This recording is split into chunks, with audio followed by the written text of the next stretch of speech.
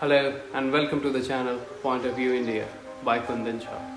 Today's topic of discussion is Uniform Civil Code. There has been widespread uproar across India and for generations actually as to whether UCC should be applied to India or not.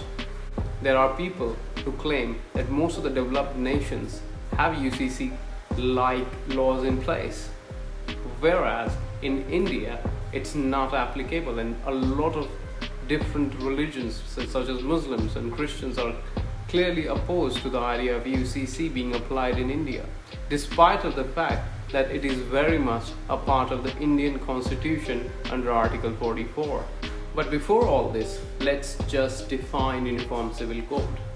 The goal of the Uniform Civil Code is to promote national integration by establishing a uniform legal framework for all citizens of India, irrespective of their religion.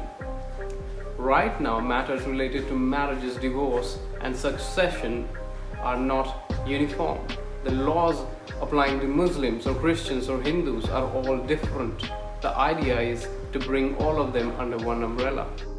Minority religious communities have not taken the idea to interfere into the Uniform Civil Code very lightly. Here is an example. In 1985, Supreme ruled that Shah Bano, a Muslim woman who was divorced by her husband, be given financial support. This led to backlash since the verdict was against the Muslim personal laws. It was later overturned by the Rajiv Gandhi government, who did not want to ruffle the feathers of the religious hardliners. But here is an interesting part.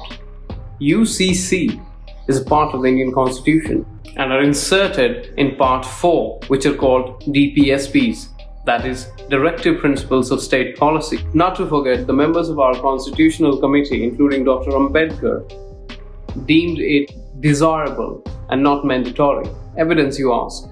Well, if they thought that the UCC was mandatory, they would have rather put it in the part where fundamental rights are enlisted.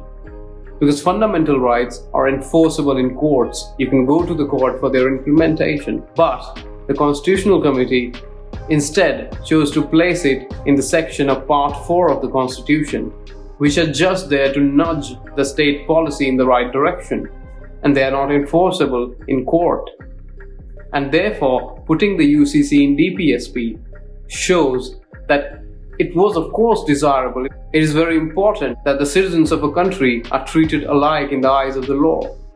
But India, which is perhaps the most diverse country in the world, encompassing most of the prominent religions of the world, all of them are following their own personal laws.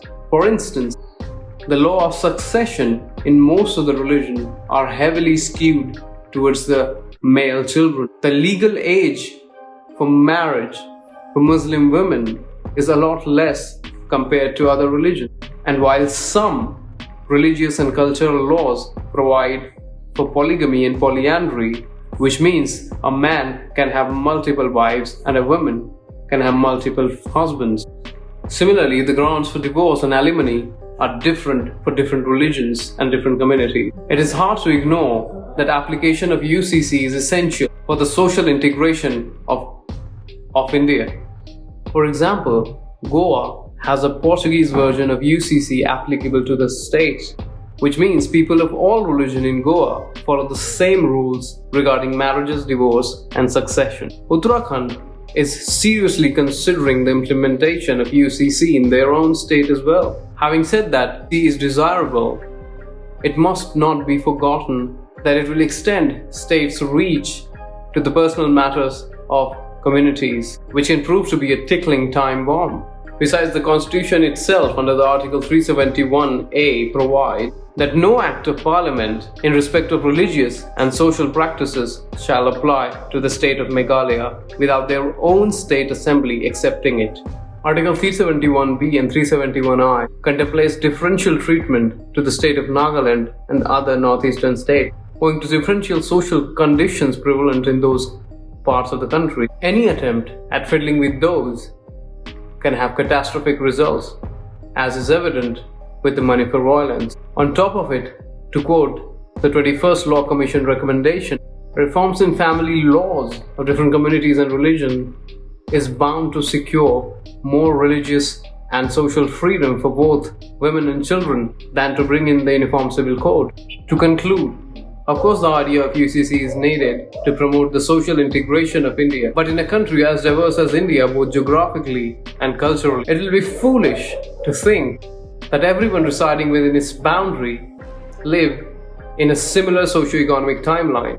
Some states such as Goa, Maharashtra and Kerala are at least 100 years ahead of some of the northeastern states. Therefore, even if the government thinks that the UCC is very important for the integration of the nation, it should first work onto the upliftment of people across country in the marginalized sections and the marginalized religious community to bring them to the equal levels where they can feel proud to be associated with India, which is going to be the next economic superpower.